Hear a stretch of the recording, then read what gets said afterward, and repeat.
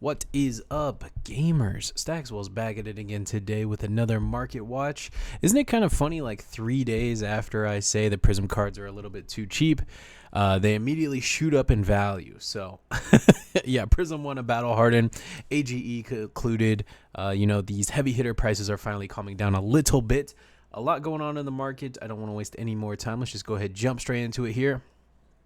With Vestige of Soul, this was like a $20 card prior to Prism winning, but the Prism list played this, so now it is up to $35 for the cheapest rainbow foil, and the cheapest cold foil is $70. And just so you know, like right after Prism won with this card, I went and checked how much the cold foils were. They were sitting at right about $35-ish. If we scroll back just a little bit, I'm sure we could see. Yeah, look at that. Cold foil sold for $30 the day that it won, and then just peep all these sales over the next couple days. So a lot of people are trying to cook with the hero, which is pretty cool. I like to see Prism have some success. Hopefully she can cement herself in the metagame. Civic Steps is up to $30. A lot of Guardian mains and a lot of new Guardian mains with Victor. And yeah, also Betsy, I guess, but more so Victor. Cheapest Civic Steps on the market is $30. This comes from the Round the Table product, and that's currently the only place it comes from. But I just do want to bring it to everyone's attention. It is going to come rainbow foil in the next social play kit. So the same kind of kit that Melody came from. This new Civic Steps is going to come from, and I think Brevant is his name, is also going to come in it. So just hold out a little longer. If you're waiting for your Civic Steps, it's coming, and it's coming in rainbow foil. And when it does, I'm sure this price will go down quite a bit. Judge, Jury, and Executioner. I want everyone to kind of make sure you're seated right now. Make sure you have a level head because a jump scare is coming. A little bit of a jump scare warning here. Cheapest copy on the market is about $5, but here comes the jump scare. The cheapest rainbow foil on the market is like $25, which is kind of crazy, but it makes sense. I mean, you only need one, right? So why not foil it out? Run through. Here's another jump scare. Cheapest rainbow foil on the market. This was a LGS promo for one of those. They were calling it like an evergreen armory kit, I think is what they called it. So the idea was like every store forever is always going to get this armory kit. I don't think it really played out that way. So this armory kit, I don't see them anymore at my stores. And the cheapest rainbow foil for this is like $20, of which there's only 2 sellers, and one selling for 20 and one selling for 40. Kind of crazy stuff there. This card also does come in the Rhinar vs. Dorinthia like starter deck or whatever, and that card has shot up to $10. So it could be worth cracking open those Rhinar vs. Dorinthias just for this card, because as you know, what's the name of that other Dory card? Glistening Steel Blade also comes in there. So these 2 cards alone pay for the whole box set. Not a terrible deal. Thunderquake Red, the extended art. If you guys remember last Market Watch, we talked about the blue Thunderquake extended art that got bought out to like, I think last Market Watch was like $25 or something like that. Still very expensive, but today I want to talk about the red one. The red one is only $2, but just so everyone knows, Victor does play this card. A lot of lists do. Not every single list, but a lot of lists do play this card, and it is disappearing quite quickly. There's maybe like 10-ish left on the market, and they're all about $5. So yeah, once this card's gone, it's going to do the same thing as the blue one. So yeah, just kind of be ready for that and expect that. If you've had your eyes on this card for a little while now, your time may be running out on it. Extended art Guardian promos. Well, I guess extended art Guardians are kind of a theme this market watch, I guess, because we're also talking about Macho Grande, the promo card. This was extended art, I think, for an RTN season. I could be wrong on that. Maybe it was just an armory kit. Let me know in the comments below. But yeah, there's also only like 10-ish of this card left. Maybe there's like 15 of it. And the cheapest copy on the market is like $3. So, there's only a few more play sets up there, and then they're gone. So if you've had your eyes on Macho Grande, or if you're a Guardian player, just a couple bucks, I think it's a great deal. I think Macho Grande is probably going to be played in just every Guardian forever. So if you've had your eyes on this card, definitely is a good time. Time is running out.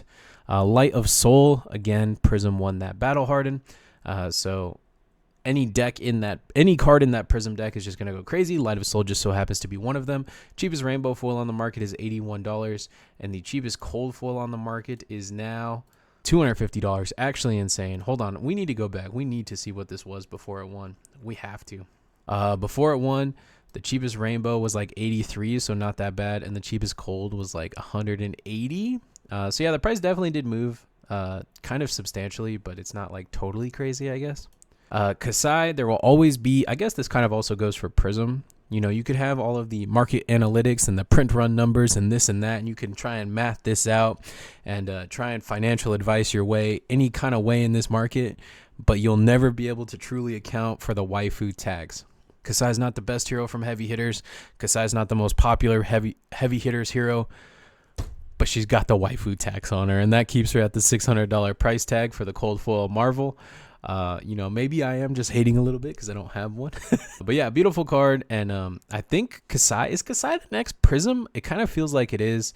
You know, just like, yeah, I think because she's a waifu, so her cards are always going to be expensive. I don't want to get too much more into it than that.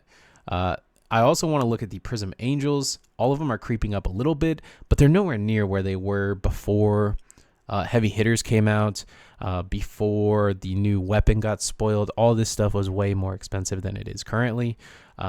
Figment of Protection. This is like the benchmark, or the post sign. I don't know what you want to call it. The Mayweather of all the figments. And the cheapest Figment of Protection Marvel is $130. It is worth noting, though, that the cheapest Figment of Protection non-Marvel is $30. So what this kind of means to me is that people are like cooking with Prism and not so much like blinging her out and simping over her or collecting her, but they're actually trying to play her in a competitive setting, which makes sense that she just won the Battle Hardened. Just kind of circling back to that Marvel Kasai here, I did want to look at the other Marvel heroes from heavy hitters, and it does look like they are all slowly kind of creeping down, except for Kasai, of course. KO, the adult Marvels at $275. This one is the one that's surprising to me because he seems like not only the best hero from heavy hitters, but also the most popular. So to see his price go down kind of is like a bit telling for what's going to happen to the rest of them. Victor's down to 220, Olympia's at 160, Betsy's at 120. And then the young heroes are even more doomed. They're all settling right around that $50 price point, which I think is a good thing. I think that these cards shouldn't be totally inaccessible, right? Like $200 for a Kasai. Most people will probably just never even think twice about getting that. They're just not going to pick it up. But if a Marvel hero is like 126, like this Betsy, you know, they would definitely consider it and definitely want to buy it. So it's kind of nice to see some of these singles reaching obtainable prices. And then also in heavy hitters, a lot of these legendaries are holding very firm, which I love, keeping the value of the sealed product intact. Apex Bonebreaker still at 76, Balance of Justice still at 76, and all these cards are insane in the cold foil as well. Balance of Justice 220 for the cheapest cold foil. So yeah, heavy hitters compared to every other set in Flesh and Blood. Maybe not every set ever, but every set since I've started doing the market watch definitely goes down a lot harder and a lot quicker than heavy hitters has. It kind of almost seems like it's not going down anymore, and instead it's like almost stabilizing. I think there's a few things that need correction, like Kasai needs a little bit of correction, right? But it does kind of feel like everything's stabilizing for the most part. You could even look at some of these Majestics really quick on your screen here, and they are all kind of like either gone down slightly or they're at the same price that they were last market watch. So that's always good to see. Grandeur of Valahai, again, a lot of new Guardians and new players like Gems. That's something I've figured out. I think Gems are just like a Timmy kind of card, you know what I mean? So when someone sees like, well, I'm going to pitch a blue anyway, and if I could get an additional benefit out of it, that's awesome. And I think Gems just kind of call to the Timmys of the world. There's nothing wrong with being a Timmy at all. I myself love Gems. I try and fit it in every deck that I can, so I completely sympathize with it. But yeah, Grandeur of Valahai, latest one to creep up here. Cheapest cold foil on the market, which it only comes cold foil, by the way, is $165. Probably because of the Bravo, you know, all the 4-for-8s in Bravo.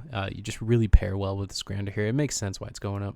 Raise an Army, the extended art promo card from the Calling Hartford and the Celebrational Calling.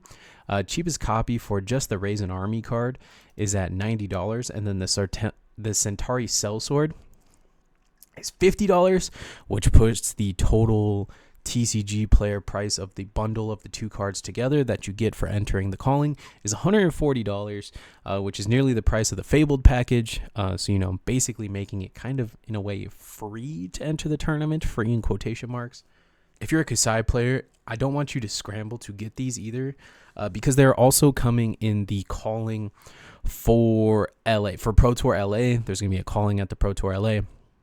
And all of the participants of this calling are going to receive this same bundle that's going to have the Raisin Army and the Centauri Sellsword.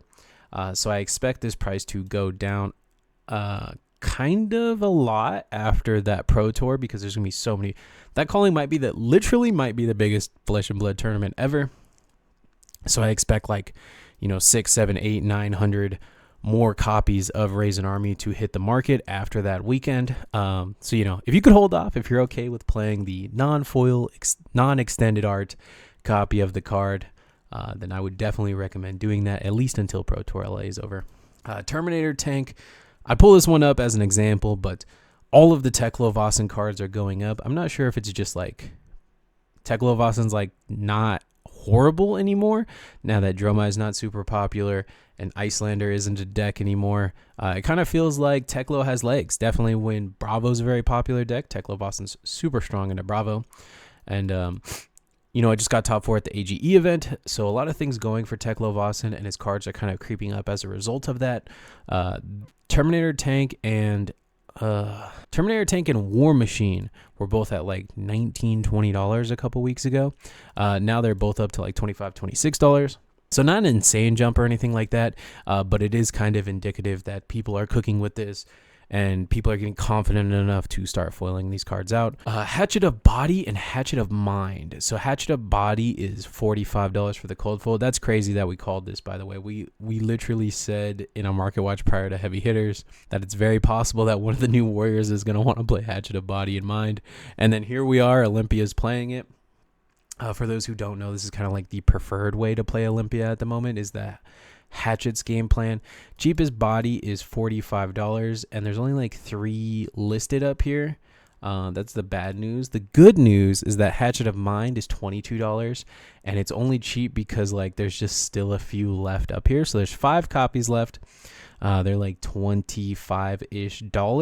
So I hope some of my channel members or some of my subscribers, some of my viewers could pick these up before someone else disappears them from the market. But yeah, this is Olympia's preferred weapon, so people are probably just getting ready for that and gearing up for the eventuality that Olympia becomes good, or maybe they're cooking and maybe they're thinking Olympia's good now. I don't know. I haven't seen any compelling lists, but I would be very excited to. Flame Call Awakening, the extended art. For those who remember when Dromai was the meta deck, it was the go-to just a couple months ago. Around the ProQuest season. This was a $15 card. It is back down to $5 each. So if you have been holding off on Flame Call Awakening or whatever, it is definitely back down to the realm of affordability. And there's quite a few copies up here at that price point. Not only is it good in Dromai, it's good in Phi, and then it's also just a generic Draconic attack. So I think this is also just a good investable card, because Draconic is a talent that I'm sure will come back one day. This isn't the last 2 Draconic heroes we're ever going to get. So I think it's a good pickup, even if you haven't had your eye on this card. I think it's solid. Slice and Dice Red, last card I want to talk about. Cheapest copy on the market is $10. Kind of crazy. But this is a 0 for 4, which Warrior doesn't really have. This is one of the only ones. This and Blade Flurry, I think, are the only 2. So yeah, this card just keeps creeping up. The more and more popular Kasai gets, the more and more Slice and Dice is worth. That's all I got for you guys today. Thank you so much for watching. Don't forget to comment, rate, subscribe, and help the algorithm help me out just a little bit later, gamers.